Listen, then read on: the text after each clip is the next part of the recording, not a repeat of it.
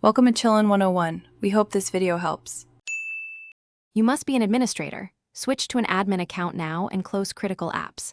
Next, open Start Type Services, MSC, and press Enter to launch services.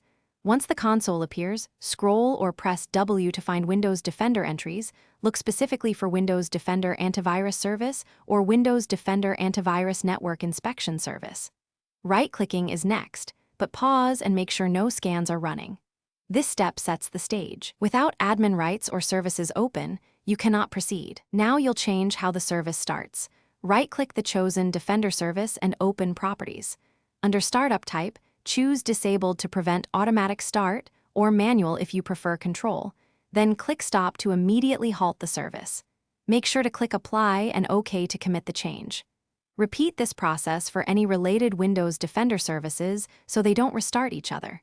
Once done, check Task Manager for the Antimalware Service Executable process to confirm it's stopped. Finish by ensuring settings persist on Pro or Enterprise Use Group Policy to disable real-time protection. On Home, you may need a registry tweak. Back up the registry first. If you want the anti-malware process to run less aggressively, add exclusions in Windows Security for trusted folders. Once complete, reboot and verify the service remains stopped.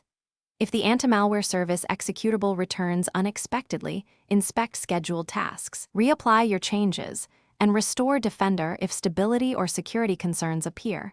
Safety first. Thanks for watching. Consider subscribing if we helped you.